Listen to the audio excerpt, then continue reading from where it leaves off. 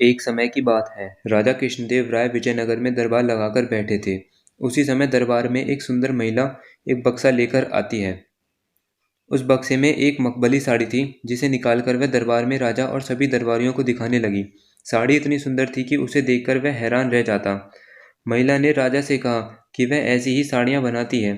उसके पास कुछ कारीगर हैं जो अपनी गुप्त कलाओं से इस साड़ी की बुनाई करते हैं। उसने राजा से निवेदन किया कि अगर राजा उसे कुछ धन दे तो वह उनके लिए भी ऐसी ही साड़ियाँ बना देगी। राजा कृष्णदेव राय ने महिला की बात मान ली और उसे धन दे दिया। महिला ने साड़ी तैयार करने के लिए 1 साल का समय मांगा। इसके बाद वह महिला साड़ी बुनने वाले अपने कारीगरों के साथ राजा के महल में रहने लगी और साड़ी की बुनाई करने लगी।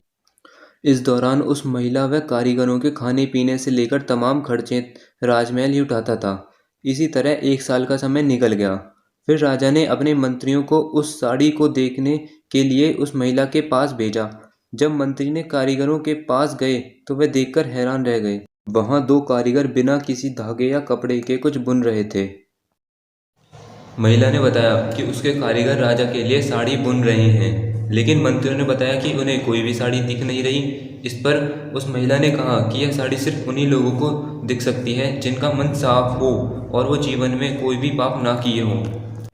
महिला की यह बात सुनकर राजा के मंत्री परेशान हो गए।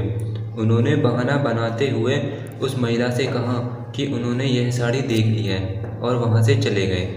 राजा के पास वापस आकर उन्होंने कहा कि वह साड़ी बहुत ही ज़्यादा सुंदर है।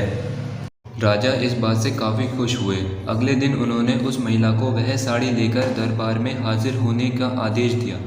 वह महिला एक बक्सा लिए हुए अपने कारीगरों के साथ अगले दिन दरबार में आ गई। उसने दरबार में बक्सा खोला और सबको साड़ी दिखाने लगी। दरबार में बैठे सभी लोग बहुत हैरान थे, क्योंकि राजा समेत किसी भी दरबारी को कोई साड़ी नहीं दिखाई दे रही थी। यह देखकर तेनालीरामा ने राजा के कान में कहा कि उस महिला ने झूठ बोला है, वह सभी को बेवकूफ़ बना रही है। इसके बाद तेनालीरामा ने उस महिला से कहा कि उन्हें या दरबार में बैठे किसी भी दरबारी को यह साड़ी दिखाई नहीं दे रही है। तेनालीरामा की यह बात सुनकर महिला ने कहा कि यह साड़ी सिर्फ उन्हीं को दिख सकती है जिनका मन साफ होगा और उन्होंने कोई पाप ना किया हो। महिला की यह बात को सुनकर तेनालीरामा के मन में एक योजना आई। उन्होंने उस महिला से कहा, राजा चाहते हैं कि तुम खुद इस साड़ी को पहनकर दरबार में आओ और सभी को वह साड़ी दिखाओ। तेनालीरामा की यह बात सुनकर वह महिला राजा के सामने माफ़ी मांगने लगी। उसने राजा को सब कुछ सच सच बता दिया कि उसने कोई साड़ी नहीं बनाई है, वह सबको मूर्ख बना रही थी। महिला की बात सुनकर राजा को बहुत गुस्सा आया। उन्होंने उसे जेल में डालने की सज़ा सुना दी, लेकिन जब उस महिला ने बहुत विनती की तो राजा ने उसे छोड़ दिया और माफ़ करके उसे जाने दिया। साथ ही राजा ने तेनालीरामा की चतुराई की तारीफ भी की।